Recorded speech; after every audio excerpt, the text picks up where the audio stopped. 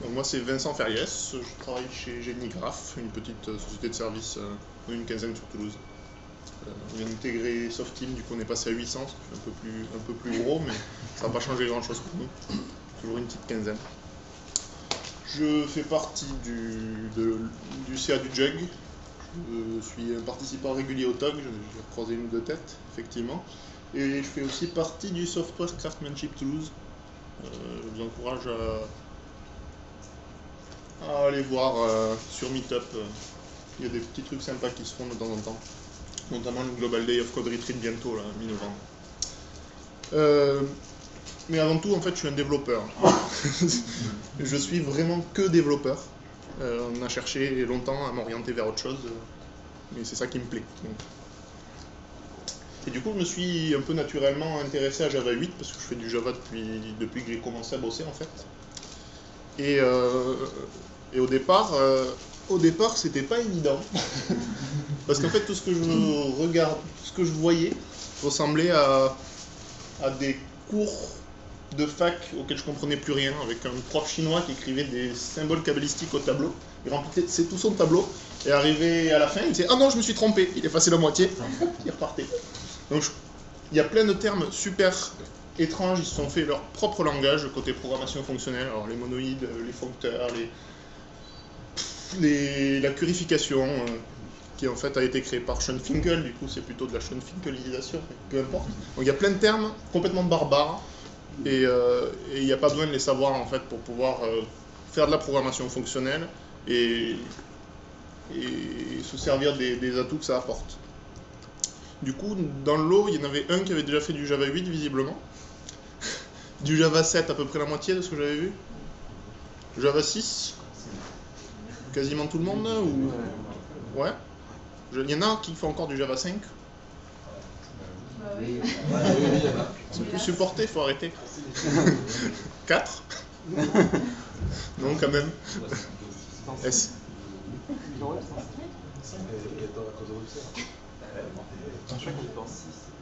qu'il y en a qui font du Scala, qui sont venus pour troller? Non, c'est bon. Donc du coup, ça m'a... Je suis vraiment pas un hipster, je cherche pas tous ces mots compliqués à me la péter avec, ça n'a aucun intérêt. Moi je suis juste un simple développeur, pied sur ma chaise et en avant je code. Du coup, je vais pas vous reprendre tous les principes théoriques, etc. Il y a des super présentations pour ça qui sont faites par des profs, je suis pas bon pour ça. Du coup, je vais éviter de vous imposer ça. Si jamais vous avez besoin de liens ou d'ouverture sur des cours sur ce type de concept, je peux vous en donner, j'en ai plein. Par contre, c'est pas ce que je vais faire aujourd'hui. Du coup, on va coder. Je faisais beaucoup de mots par slide, je m'excuse. Du coup, on va partir de la base. Hop. La base de Java 8, c'est les lambdas. Donc là, vous avez déjà sûrement dû voir ce bout de code là, je vais l'exécuter, mais alors, hop, avec la console, ça sera mieux. Je ne peux pas, je vais y arriver.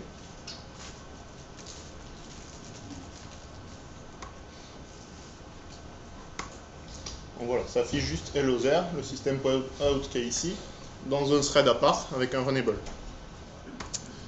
En mode Java 8, ça, on peut l'écrire comme ça.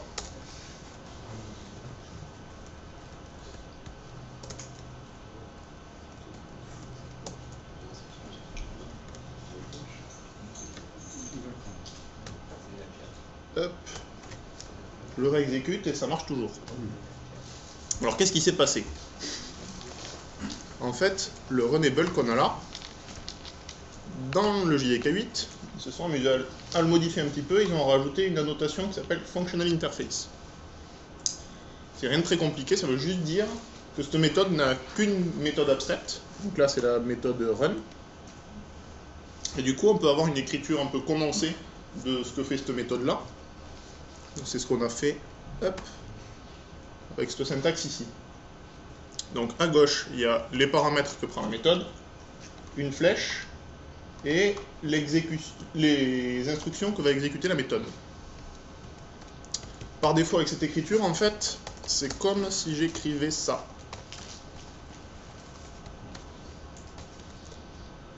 En fait, le return, par défaut, il est omis avec cette écriture. Ou ça, peut-être. Non, c'était ça. Le return est omis et on retourne le résultat de l'instruction. Là, on ne retourne rien, donc on s'en fiche, mais... Hop. Du coup, on peut créer soi-même ses propres interfaces fonctionnelles, donc qu'une méthode abstraite, et utiliser cette syntaxe.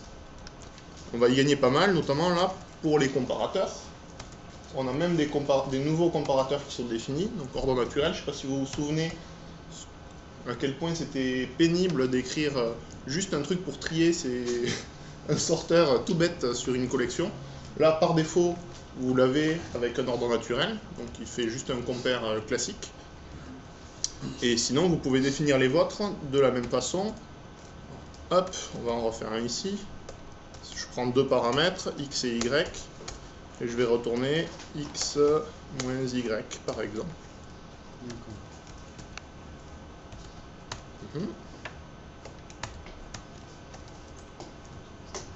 Ah. Ou pas. Et là, c'est en string. C'est pas faux. Mais ça devrait rien changer. Si, pardon. Ah oui, un moins sur les strings, effectivement, c'est un peu plus compliqué. Ouais. Donc ça fait la même chose. En plus de ça, ils en ont profité pour rajouter plusieurs autres choses, notamment des méthodes par défaut dans les interfaces. Ça peut paraître super bizarre. Effectivement, on n'est pas habitué à ça. Le principe, et pourquoi ils l'ont fait, en fait, c'est pour pouvoir rajouter des méthodes dans les interfaces existantes, donc pouvoir enrichir les API, sans avoir à changer le contrat de ces interfaces-là, et donc sans avoir de problème de rétrocompatibilité.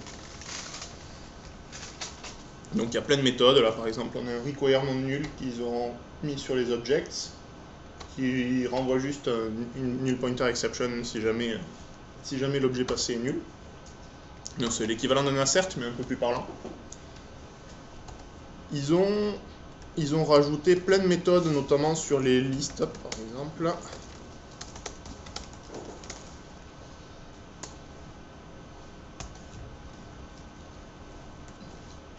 Peu importe.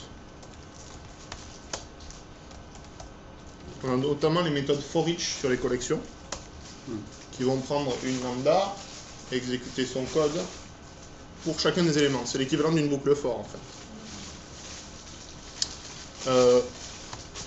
Et surtout, on va y revenir après, on a ce qu'on appelle les streams. Je vous présenterai après, c'est une autre façon de voir les collections. Et c'est là-dessus qu'on va pouvoir vraiment faire de la programmation fonctionnelle. Je vais y revenir après. Ce qu'on ne peut pas faire par contre, parce qu'il y a des choses qu'on ne peut pas faire, notamment là sur le for each, je ne peux pas modifier une variable que je lui passerai qui est dans le contexte courant. Je peux utiliser sa valeur, elle est encapsulée, mais je ne peux plus la modifier. Parce que c'est une... C'est pour des problèmes de concurrence surtout qu'ils ont limité ça. Sinon on ne saurait pas qui fait quoi à quel moment, on pourrait avoir des problèmes de conflit d'accès à la variable. Du coup, en fait, c'est comme si ma variable était déclarée final, ici. Bon, je ne peux toujours pas la modifier si elle est final. Par contre, le final est implicite. Vous n'avez pas besoin de l'écrire. Et par défaut, lui considérera que la variable, si vous l'utilisez ailleurs, elle est final. Donc ça, on ne peut pas faire. Hop. On ne peut pas non plus utiliser des lambdas qui lanceraient une exception. C'est pas possible. Vous êtes obligé de catcher l'exception à l'intérieur de votre lambda, systématiquement. Donc ça, c'est une erreur de compilation. C'est une erreur de compilation. Toutes les erreurs seront au niveau compilation.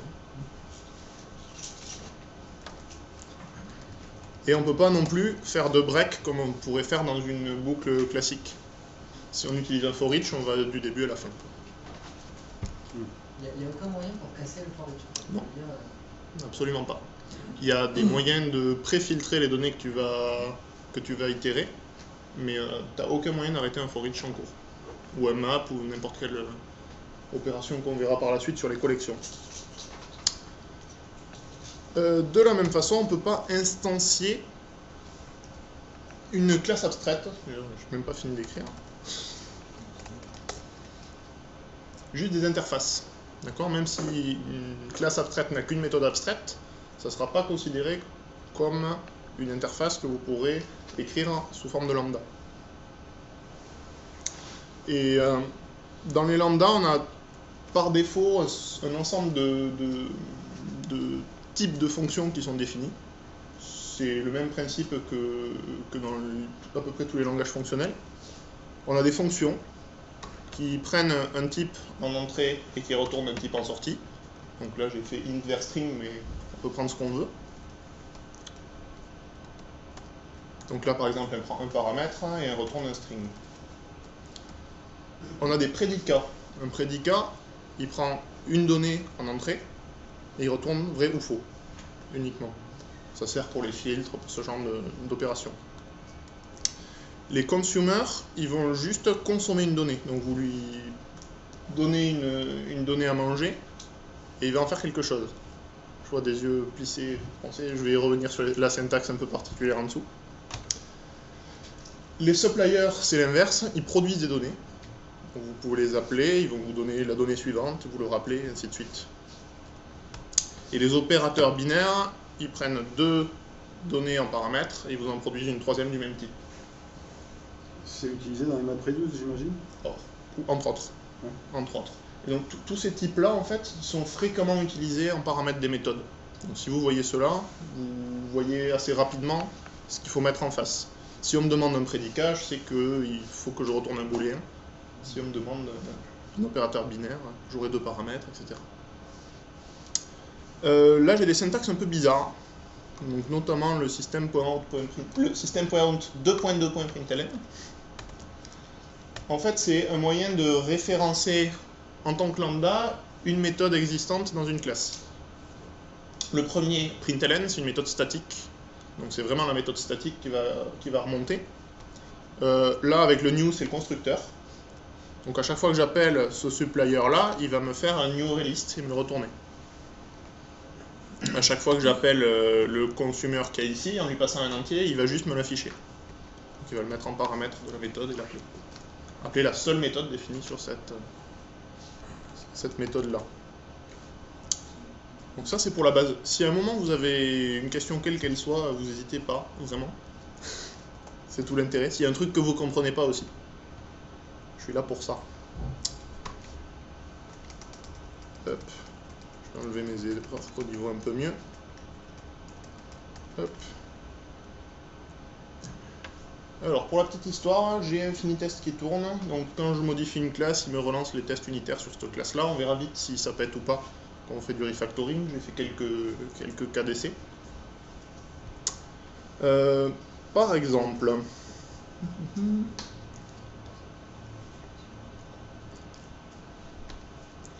là ben, j'ai des tests en erreur. Notamment il me dit que my birthday n'est pas égal à ma date. Effectivement. Bah, du coup on va écrire le code pour le faire marcher. Donc on a toute une nouvelle API de date. Je vais vous en montrer un petit bout, il y a vraiment plein de trucs. C'est très proche de JodaTime. Et ça a été intégré maintenant au JDK. Du coup on travaille à la base sur une classe qui s'appelle localDate. Il y a plein de méthodes de construction, donc il y a le now comme on fait habituellement quand on fait un new date. On peut, avec la méthode off, lui préciser l'année. Le month, que je dise pas de bêtises. Si c'est ta date de naissance, t'es Oui. jeune hein, quand même. Je suis jeune en fait. On dirait pas comme ça. Donc là, effectivement, j'ai une local date. Par contre, je veux un string. Bah, ça tombe bien, j'ai directement une méthode format dessus. Qui est un datetime formateur. Donc on va en créer un. Alors, il y en a plein déjà, mais on va faire plus simple. On va lui donner un pattern à manger. Jour, mois. Hop. Il faudra que tu mettes 84 quand même, pour que ton test marche. Ah oui, 2014. D'accord, c'est pour ça que je suis jeune. Voilà. Effectivement. Pas si jeune que ça, effectivement. Du coup, donc ce test n'est plus un erreur. Hop, je vais le mettre en grand, sinon on ne va pas s'en sortir. Donc c'est quand même vachement plus descriptif que ce qu'on avait pour l'instant avec les dates. Qu'est-ce que j'attendais ici? Alors, c'est une bonne question. Ah, le 100e jour de l'année. Compliqué. Bon,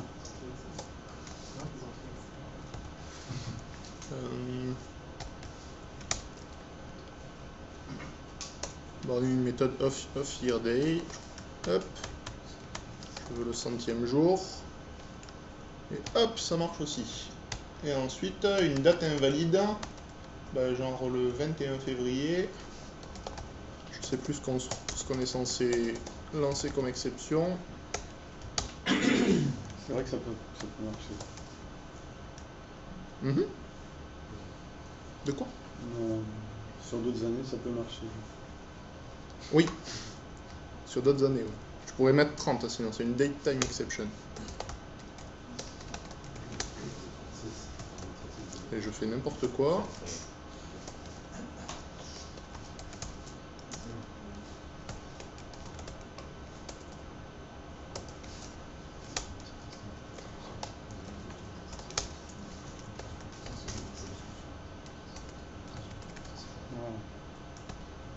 Ça passe. Là, ça marche.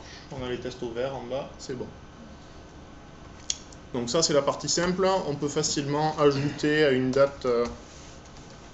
c'est pas add, c'est plus. Et y rajouter une durée.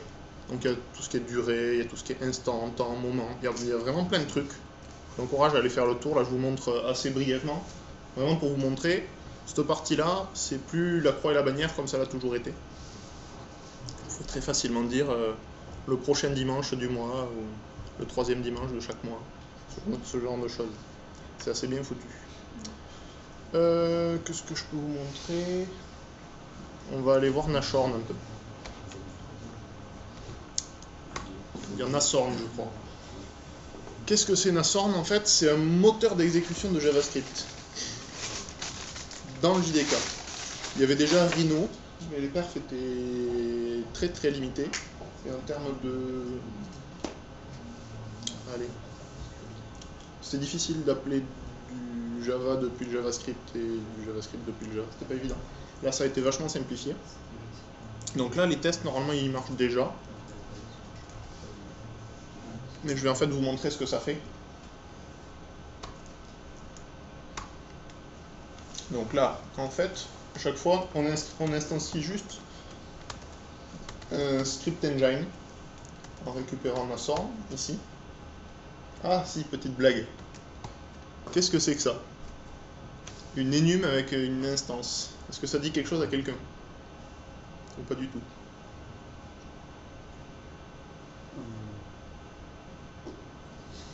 Le pattern singleton. Ça vous dit quelque chose? Ouais. Vous êtes habitué à l'écrire avec des super if égale à nul, alors je pose un lock et ensuite je machin. Bah en fait ça fait la même chose. Parce qu'il est final par défaut. En fait, les classes énumérées sont mono-instanciées. C'est la classe qui est instanciée dans la JVM. Du coup ça c'est thread safe en fait. Vous n'avez pas à vous embêter à vérifier if existe machin. Et donc c'est dispo depuis les enums. Donc ça doit être depuis JDK 6 je crois, 5 ou 6. Un truc comme ça.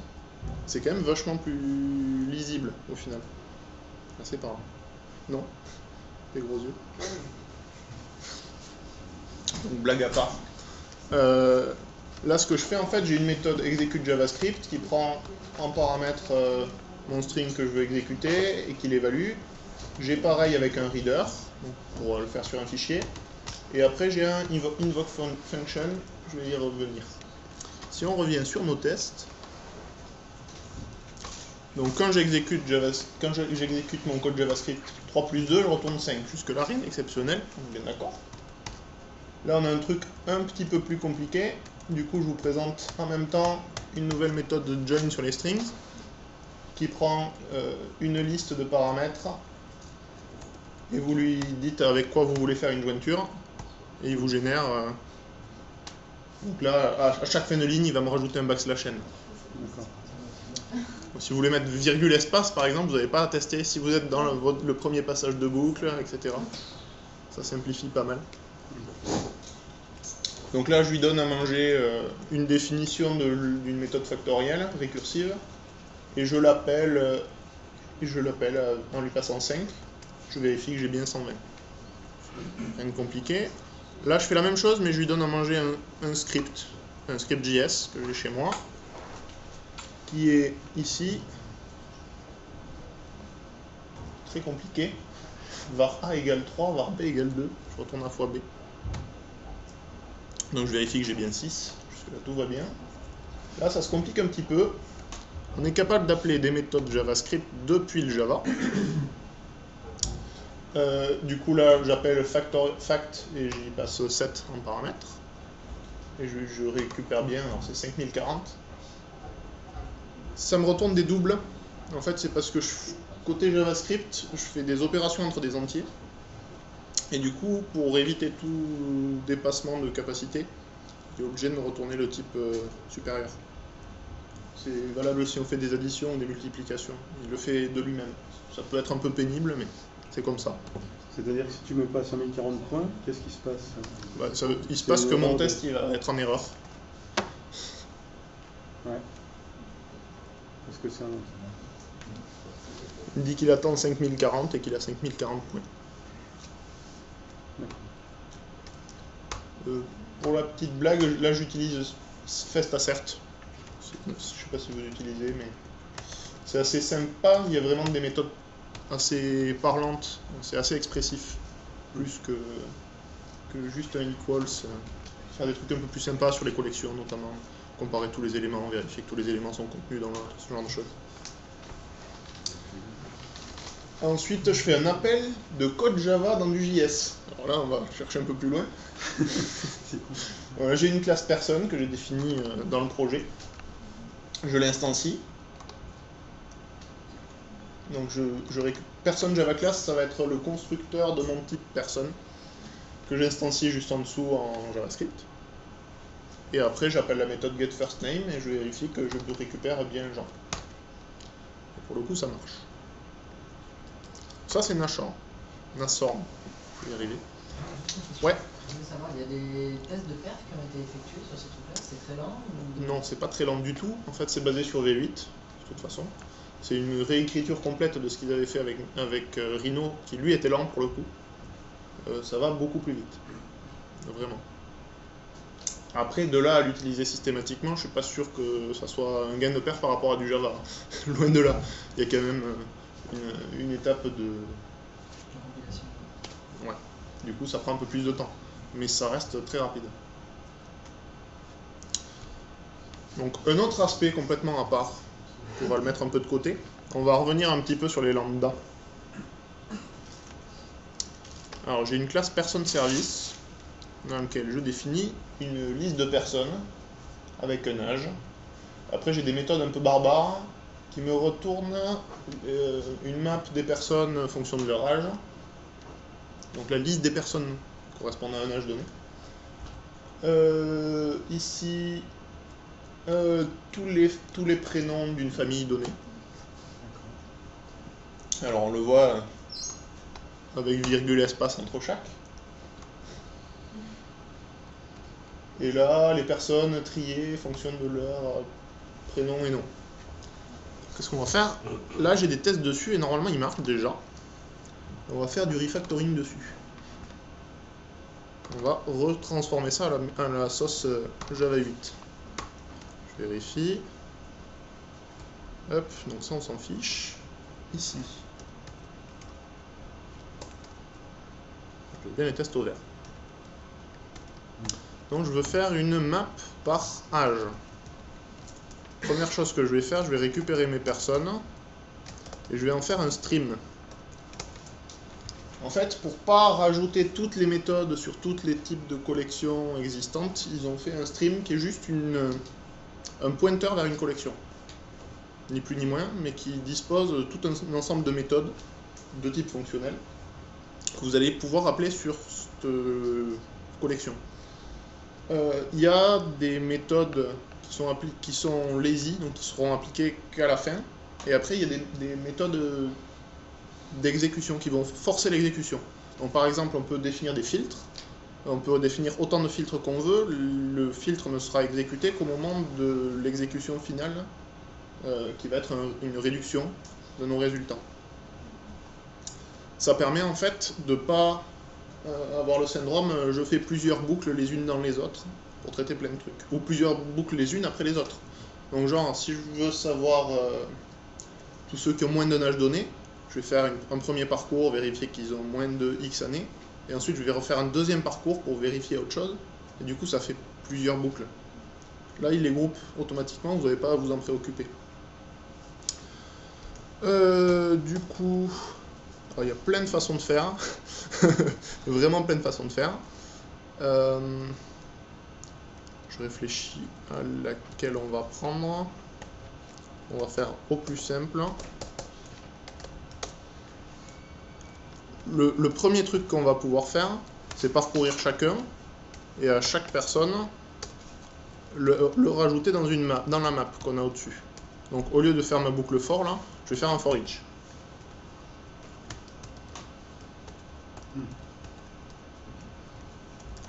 Hop.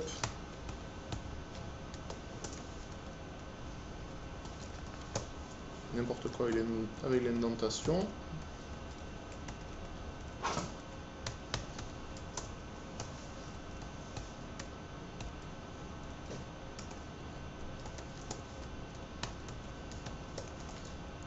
Alors c'est bien beau, ça marche toujours, mais ça change pas grand chose. En fait, ici, la map, on vérifie si elle a déjà la clé, sinon on va créer une nouvelle array-list et ajouter l'élément. Tout ça en fait, maintenant sur les maps,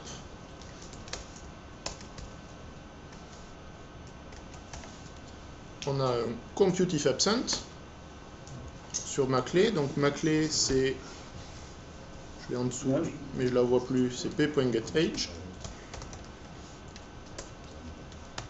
Et ma mapping function en fait, ça va être hop. Je peux pas.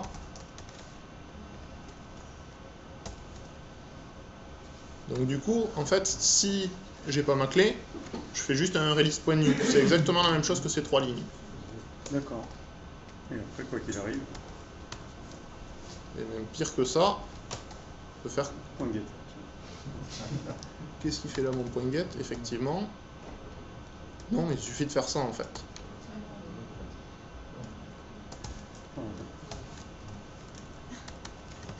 Mais là, c'est nouveau. Ça réduit déjà drastiquement ce qu'on fait. Il y a moyen d'aller encore plus loin en fait. On va essayer d'aller encore plus loin.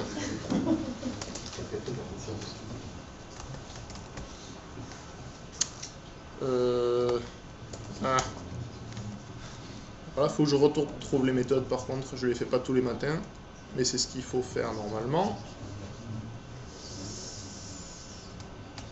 Je vais pas la retrouver comme ça, je vais tricher un peu.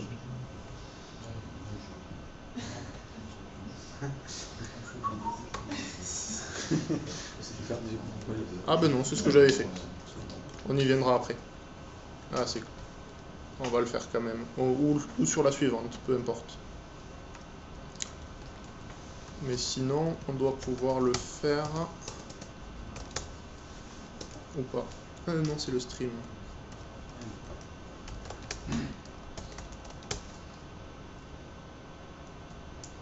On peut le faire avec un collect.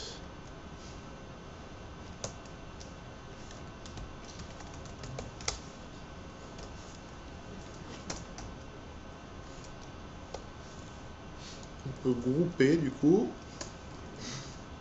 par une fonction qui va être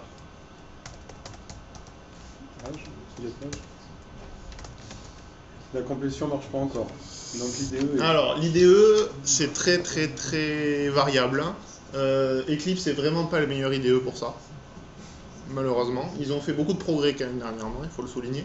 Mais il y a encore des petites lacunes. Après, ils vont aussi adapter en fonction des usages des gens, ce qu'ils font toujours. Donc c'est encore un peu frais pour qu'ils puissent fournir exactement ce que les gens attendent. Ça va venir de plus en plus. C'est déjà pas trop mal, mais ça va venir. Hop. Du coup, il me retourne quoi, lui? Une map, d'int et une liste de personnes. Je crois qu'on est bon, en fait.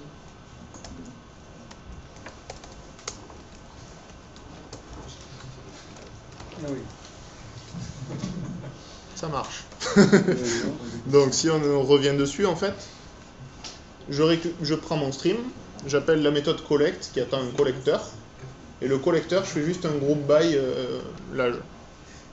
Et du coup, lui, par défaut, va me retourner une map avec la clé étant le paramètre du grouping by, et après une liste des résultats qui correspondent.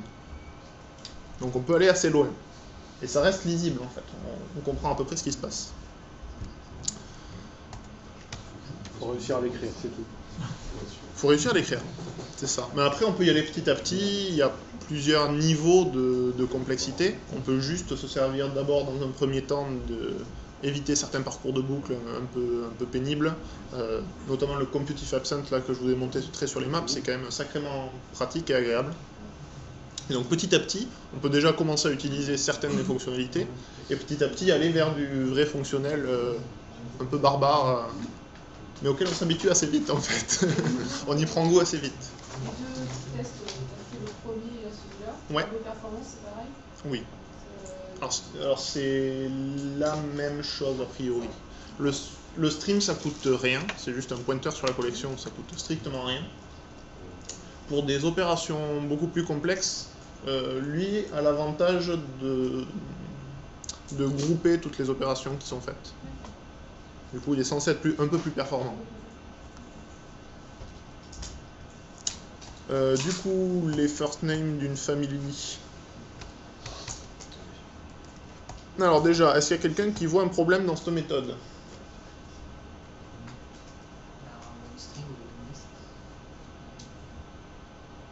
Alors elle marche, hein, pour le coup. Oui. Donc, Juste pour la petite histoire, en fait le string builder là il sert strictement à rien. Strictement à rien. Si je fais un string juste et que je fais des ajouts de string, oui, parce que c'est la string est un type.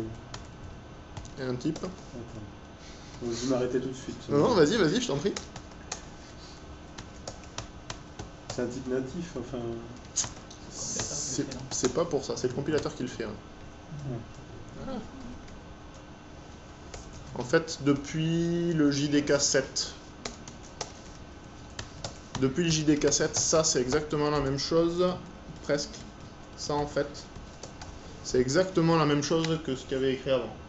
C'est plus parlant. Donc vous embêtez plus avec les string builders.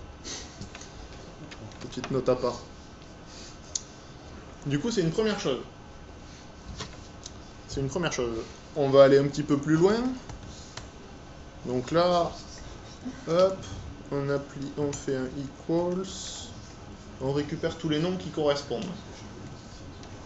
Donc ça, comme on l'avait vu, on peut refaire, hop,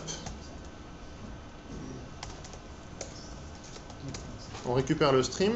Là, on va appliquer un filtre, parce qu'en fait, si là, on avait un prédicat, on cherche à ce que family soit égal à au last name. Donc ma personne, donc flèche. Donc ça va me retourner, s'il veut bien.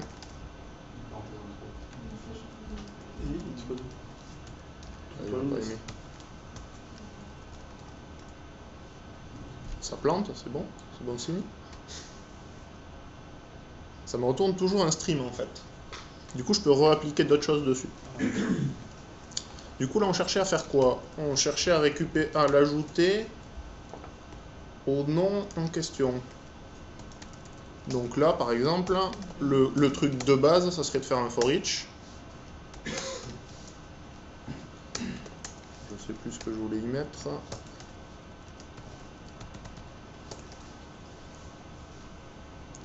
Qu'est-ce que j'oublie? Alors, j'ai pas besoin de ça. S'il y a doublon, tu veux les ajouter Oui. qu'une seule fois ou...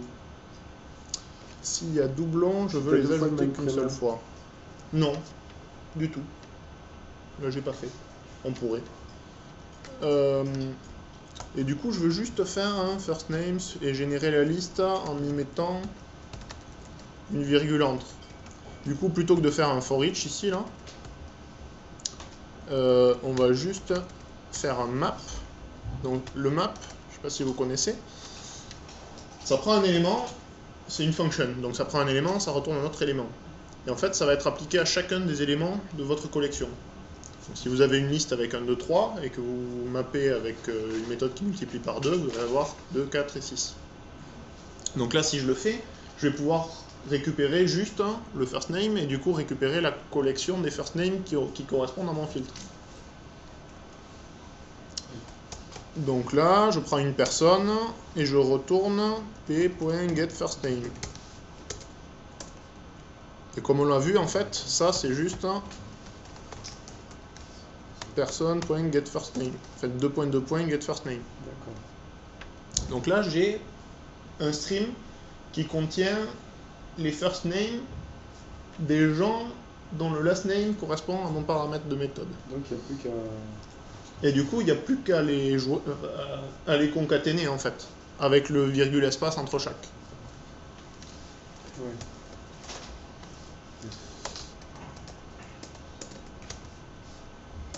Alors, je dois avoir un collecteur pour ça, je suppose. Je regarde vite fait. Il y a joining, ben parfait. Je vais mettre un espace quand même. Hop. Il va falloir qu'on achète des écrans plus larges en fait. Non, en fait non, regarde, hop. Mais attends, Pardon, casse ta baraque, hop, là. une ligne en trop. Donc ça fait la même chose. Hein.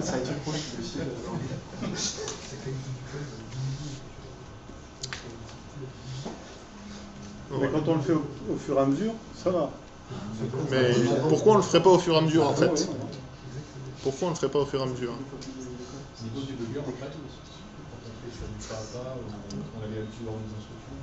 C'est pareil, on peut débugger à l'intérieur. Alors, si tu l'écris en multiligne, tu peux débugger où tu veux. Ouais, mais du coup, on a tendance à être surtout sur ligne, et le jour où on peut bugger, Après, c'est des méthodes du JDK, quoi. Tu vas vraiment aller C'est pas débugger faux. dedans, vraiment. Pas comme ta méthode. À cause de quoi? Si jamais on a une null pointer exception ou qui se produit en plein milieu? Tu veux débugger ça, sinon quand t'as des conneries dans tes collections, quoi. C'est pas tellement pour tester la méthode du JDK, c'est juste tu sais pas trop de... Et si tu as une connerie dans ta collection, en général, elle est avant. Avant ce code-là. Là, je génère, j'ai aucun risque de générer des nuls directement sur mes objets. Pour le coup. Bon, après j'en avais une autre, c'était juste pour mettre en place un sorteur. Je peux vous montrer si vous voulez, c'est exactement le même principe. Hein, au final. Avant, utiliser un comparateur c'était un peu violent. Déjà ça, on peut facilement le remplacer. Ah, un truc que je ne vous ai pas montré, on peut spécifier le type des paramètres qu'on utilise dans les lambda. Je les mets pas tout le temps, mais on peut les spécifier. C'est un peu compliqué. Ça finit ici. Si. Donc, première chose, on le réécrit en lambda. Déjà, on y gagne un petit peu. Mais en fait, on peut aller vachement plus loin. Aussi.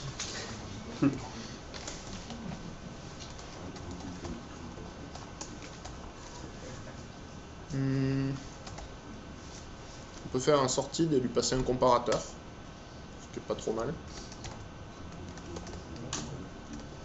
Donc on va voir ce qu'on a dans les comparateurs. Hop. Comparator. Je suis pas sûr que ce soit là que je vais trouver mon bonheur. Non. Je sais pas s'il y en a pas un au pluriel. Non. Ah, pardon, c'est ça. C'est des méthodes statiques sur la classe comparateur. C'est devenu tout flou d'un coup. Donc on peut lui passer une méthode comparing. Donc là je cherchais à comparer avant tout par le first name et ensuite par le last name. C'est un peu compliqué. Donc là je veux d'abord le faire par le first name. D'accord. Et là en fait, hop, raté. Et ensuite, Ben oui. C'est cool. c'est pas mal. Là, t'as fini, quoi. Alors, c'est pas tout à fait fini parce qu'en fait, je veux une liste et j'ai pas la liste. Je peux récupérer un array facilement d'un stream, mais la liste c'est pas si évident que ça. Du coup, il faut que j'utilise mon opération de terminal qui va être un collect.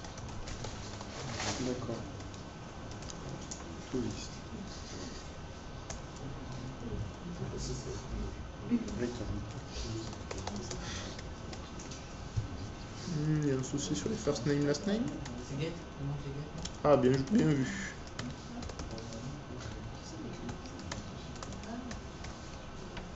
C'est pour, Alors, c'est pour montrer que c'est du direct. ça marche pareil, c'est ça. Pour des petites erreurs, pour montrer que c'est du vrai. Moi, je trouve ça vachement plus expressif, je sais pas vous, mais, que le code qu'il y avait écrit avant. Ah oui, c'est sûr. C'est une gymnastique à choper, ouais. Ça vient assez vite, en fait. On a tendance à y gagner tellement à écrire ça qu'on y prend goût et que du coup on y revient Non, mais ce qu'il y a, c'est que c'est lisible aussi. complètement. On comprend. Complètement. Alors après, j'ai d'autres trucs à vous montrer. J'ai des optionals. Qu'est-ce que c'est que les optionals? Le but, c'est de traiter, au moins en partie, ce qu'on appelle souvent le billion-dollar mistake. C'est l'introduction du nul dans Java. C'est son créateur qui a dit ça, hein, que c'est une erreur à $1 milliard. Les null pointer exception, je crois qu'on en a tous eu beaucoup. En fait, c'est pas forcément logique qu'une méthode retourne nul, parce qu'en fait, si elle retourne nul, c'est qu'elle n'a pas eu de résultat. Il faudrait peut-être mieux qu'elle retourne qu'elle n'a pas eu de résultat. Du coup, il y a un type qui a été créé. Alors à la base, c'était dans Guava, une petite librairie utilitaire côté Google. Ça y est dans beaucoup d'autres langages de programmation, en Scala notamment. Les concepts sont assez proches, c'est pas tout à fait la même chose. En fait, on peut spécifier sur un type de données qu'on risque d'avoir une valeur vide. Du coup, ça va être un optional de votre type de base. Ça peut complexifier, ça peut alourdir un peu, si on se retrouve avec des optionals un peu partout. Pour vous montrer un exemple tout bête, j'ai un modèle là, j'ai une personne qui a une adresse, mais en fait, quand je fais un get adresse, si elle n'a jamais été définie avant, peut-être que retourner un optional de cette adresse, ça serait pas idiot.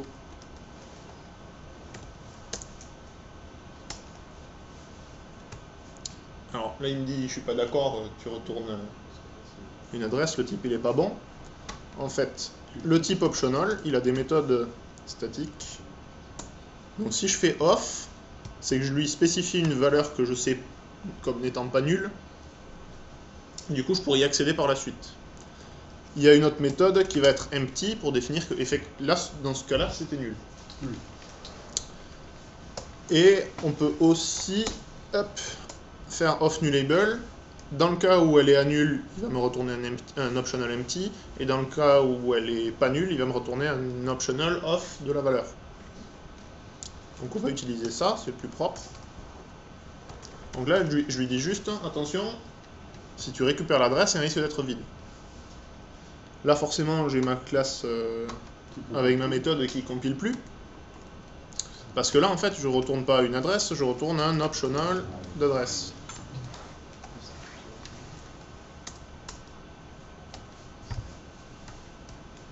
Et là, effectivement, sur l'adresse, je peux pas directement faire un getCity. Donc je vais être obligé de vérifier if adresse point is present. Vous n'allez pas aimer, je vais vous montrer après mieux. Alors ici, je peux récupérer, hop, 2 points, il ne va pas aimer.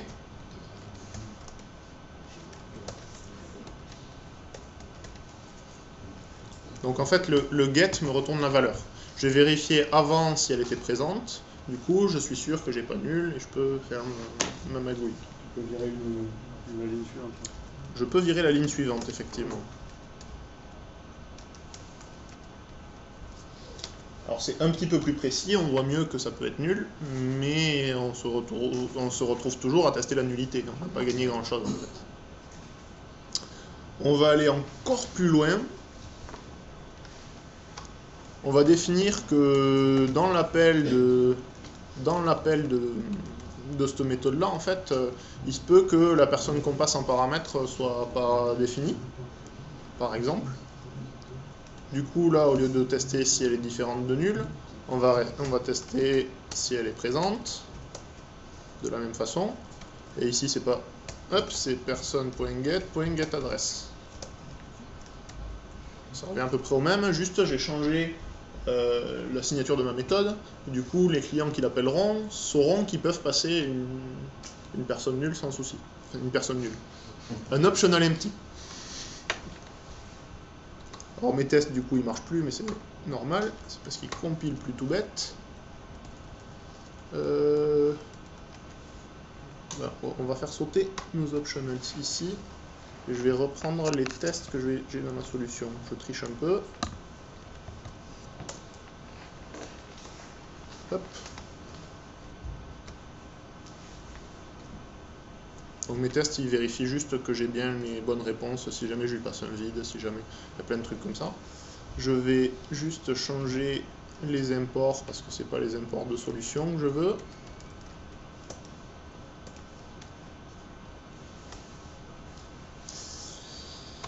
C'est celui-là, c'est celui-là. Et il doit m'en manquer un, non, ça lui va. Donc mes tests tournent toujours, ce qui est plutôt bon signe. On a notre harnais de sécurité toujours là. Je crois que j'étais allé encore plus loin dans la solution. J'avais dû rajouter que la city pouvait être nulle ou un truc comme ça. On y viendra si on en a besoin pour faire un peu plus simple. Donc là, si je trouve pas, en fait, je retourne systématiquement unknown. Donc on va essayer de faire différemment. C'est un peu pénible jusqu'à présent. Donc le person.isPresent, on va réappliquer les concepts qu'on a vus de programmation fonctionnelle. Et en fait, on va y appliquer des méthodes s'il n'est pas nul. Plutôt que de faire un test s'il est nul et appliquer la méthode. Du coup, on peut utiliser des filtres, comme on fait dans les collections. En fait, c'est comme si c'était une collection qui avait 0 ou un élément. Mais sinon, on applique exactement le même procédé. Donc on peut y appliquer des filtres, on peut y appliquer des maps, on peut y appliquer des flat maps. Alors là, je vous explique un petit peu plus en détail. Ça descend d'un niveau, sinon on se retrouve avec des listes de listes. Dans ce cas-là, des optional d'optional. C'est pour enlever un niveau, il les remet sur le même niveau. Si on a une liste de listes, en fait, il va concaténer toutes les listes et en faire une liste. Il fait pareil avec les optionals. Si j'ai un optional d'optional, j'aurai plus qu'un optional.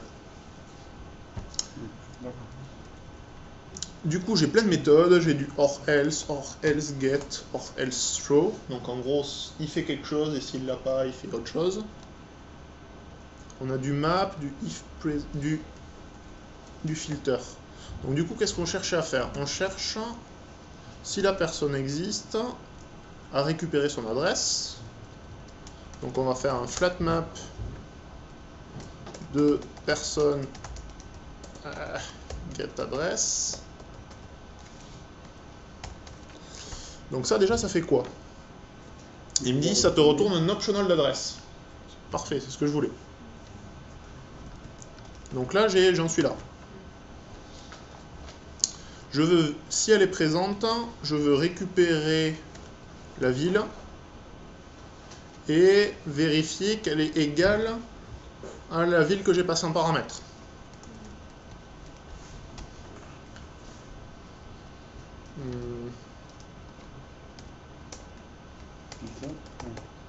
Donc je filtre. J'ai mon adresse, je veux... j'ai mon adresse, je veux que city soit égal à a. Non. Non, parce que c'est un optional d'adresse, si je dis pas de bêtises. Si, je dis une bêtise. C'est dans le cas où elle est présente qu'il va appliquer le filtre. Sinon il fait juste rien, il garde un optional. Donc là j'ai filtré ce qui correspond à ma ville.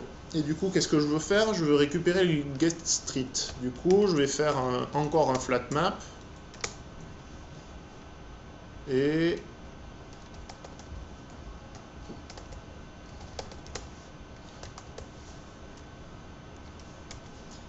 on va y voir un peu plus clair.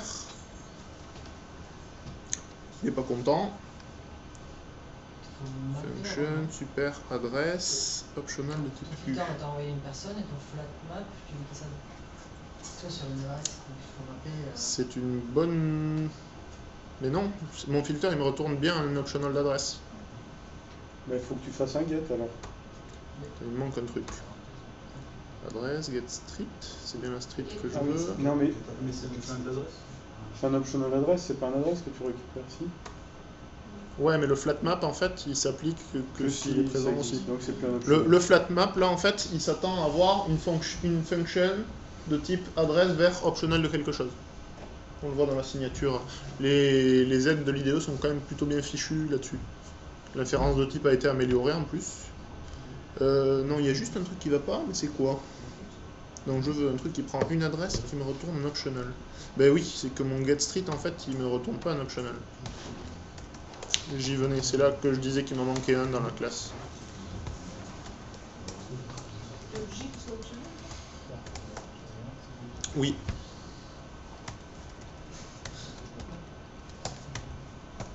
Pour faire un flat map, oui, sinon je peux faire un map. On aurait fait un max, ça. Le map marchera, on peut essayer. Donc là, normalement j'ai plus l'erreur. Hop. Je suis passé où? Donc l'erreur à cet endroit-là, je l'ai plus. Effectivement, ma méthode retourne pas ce qu'elle est censée, mais c'est normal, j'ai pas fini. Et donc si on fait juste avec un map,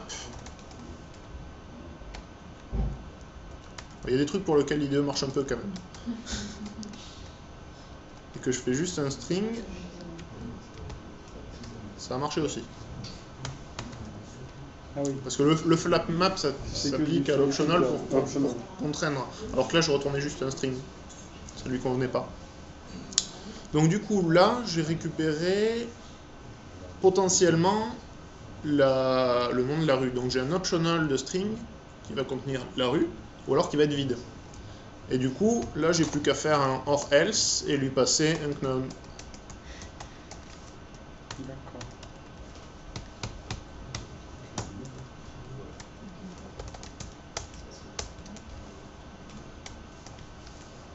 Il y a un truc qui me manque quelque part. C'est pas faux. Et là, ça marche. Eh bien. C'est à peu près le même principe que ce qu'on a vu juste avant. Donc, ça risque de changer quand même pas mal de choses dans la façon qu'on va avoir de coder demain et après-demain, clairement. Ça apporte, selon moi, beaucoup de choses. Moi, j'adore. Après, ça peut rebuter au premier abord. En reprenant les choses pas à pas et en s'y habituant un petit peu, ça devient assez vite naturel, en fait. Allez, si je vais vous montrer encore un truc rigolo. Est-ce qu'il y en a qui se sont déjà un petit peu amusés avec fork-join? Non. Non, pas spécialement. Donc fork-join, c'est dans Java 7 et ça permet de lancer des tâches sur des threads, d'attendre que certains aient fini, et ainsi de suite, ce genre de choses. Et en fait, là, ils ont tout revu de zéro, ou presque. Ils ont fait un truc qu'ils ont appelé les futures. Donc c'est les mêmes notions qu'il y a dans d'autres langages, en JavaScript, dans ce cas-là, à peu près tout ce que vous voulez. Et qui... Hop. Et il y a notamment une implémentation qui s'appelle Completable Future, que je vais vous montrer. Moi, je trouve assez bien foutu, quand même. Donc, qu'est-ce qui se passe dans ce code-là? Alors, j'instancie un completable future, pardon, qui va être asynchrone et qui va appeler une méthode. En fait, il s'attend à avoir un runnable. Si je dis pas de bêtises. Un supplier, pardon, juste une méthode. Et il va l'exécuter de façon asynchrone. Donc il va lancer un thread, il va lancer le truc dedans, attendre de récupérer le titre de retour potentiellement. Donc là, mes deux méthodes, elles sont statiques juste parce que j'utilise un main et que j'ai pas voulu m'embêter. Mais...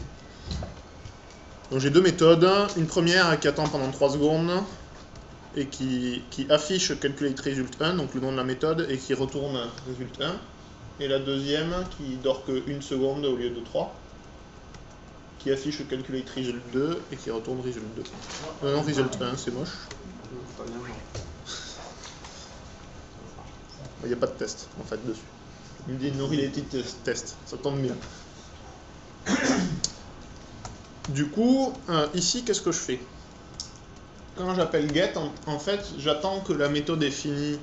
Je lance la méthode, j'attends qu'elle s'exécute et j'attends son retour. Donc c'est pratique si vous voulez être sûr qu'une méthode asynchrone est finie avant de passer à la suite. Et il y a plein de méthodes supplémentaires sur cette classe computable future, notamment là. Là j'utilise un all-off. Du coup, les 3 computable future que j'ai créés au-dessus, je vais attendre que les 3 aient terminé avant de passer à la suite. Donc c'est hyper bien. On peut aussi dire any off, donc dès qu'il y en a un qui a fini, je passe à la suite, et les autres, on verra plus tard. Donc, c'est hyper simple, et on voit vachement plus facilement qu'avec des mutex et des trucs compliqués qu'on était obligé de mettre en place jusqu'à présent pour synchroniser toutes les tâches qui s'exécutent en parallèle. C'est un tout petit exemple. Et après, si vous voulez voir en action, est-ce que je l'ai là? C'est pas dit. Si, peut-être là. Je regarde vite fait.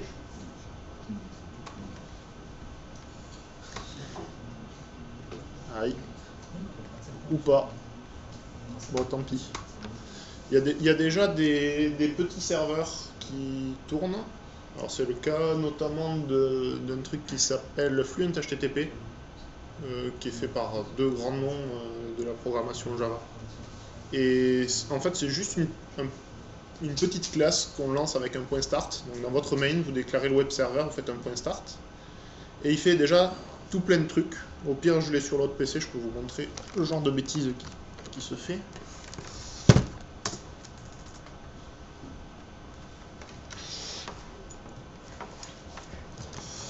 Hop.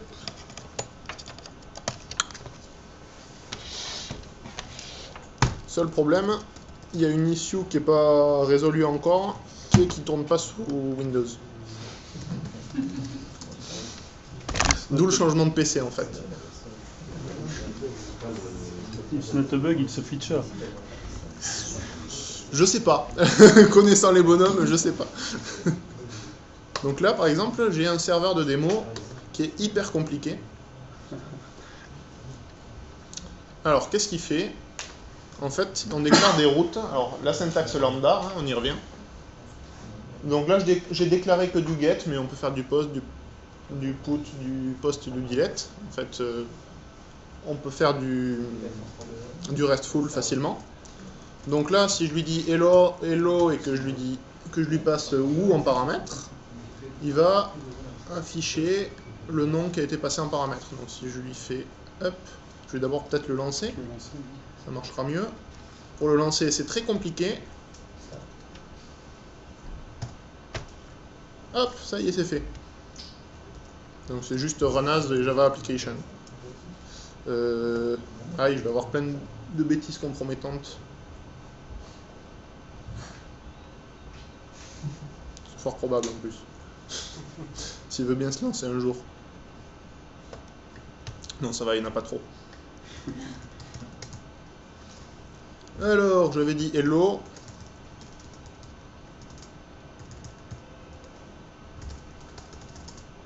Hop. Direct. Si je vais... Ah ouais, il y a des petites blagues. Il est kitten proof déjà en fait. Non, raté. Avec le hello, ça marchera pas. Hop. On On a eu un bug. Non, c'est tout bête, hein, mais...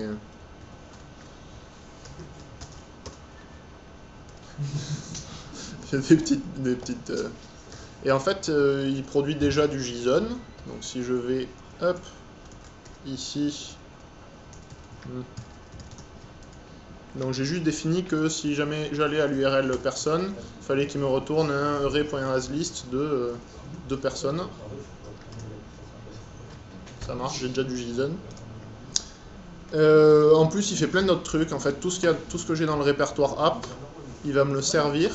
Donc là, j'ai du Markdown, je ne sais pas si vous connaissez un peu, avec de la syntaxe Jekyll dedans. Donc juste, si je vais sur l'index, truc que je...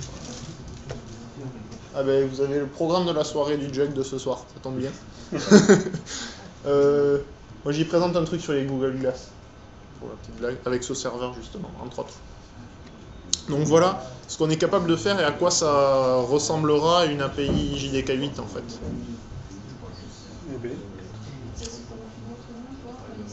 Alors, par défaut, sur le start classique, il va aller sur le port 8080.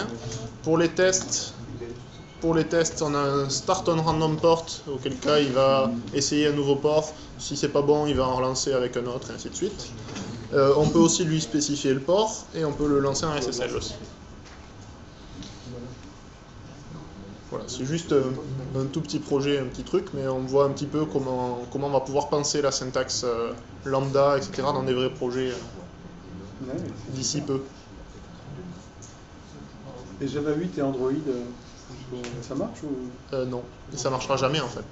Il y a eu un fork, qui sont toujours sur le JDK 6 en fait, côté Android. Par contre, on peut faire du transpilage. C'est moche, mais on peut faire du transpilage. En gros, c'est qu'il y a une petite moulinette qui va prendre le code qu'on a écrit, le code Java 8, qui va le transformer en code compatible JDK 7. Donc il va prendre toutes les lambda expressions, générer une classe anonyme qui implémente la méthode avec le contenu de la lambda expression, etc. Donc c'est un peu barbare, ça rajoute une couche d'abstraction, mais théoriquement on peut profiter des avantages quand même du JDK 8, alors que ça ne sera jamais sur Android, a priori. Okay. S'il y a des questions...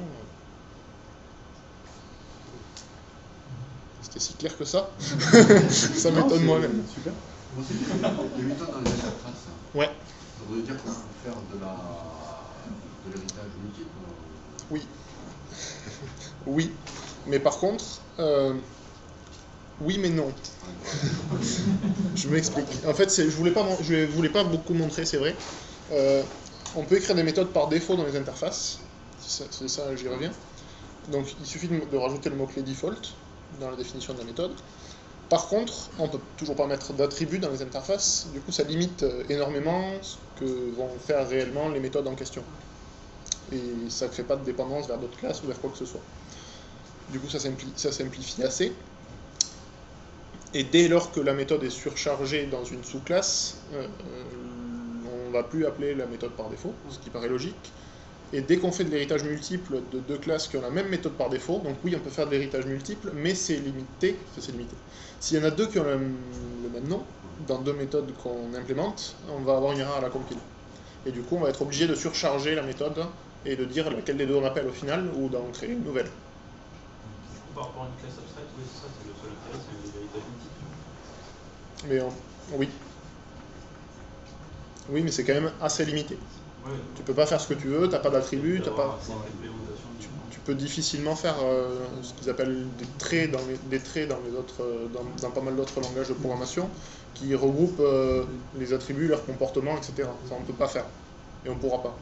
C'est plus ou moins voulu.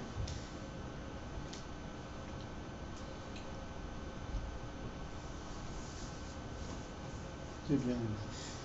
Merci Vincent. Merci à vous. J'espère au moins que ça vous aura donné envie d'essayer un peu. C'est pas si douloureux Le que ça. problème, c'est l'histoire ici, c'est pas essayer.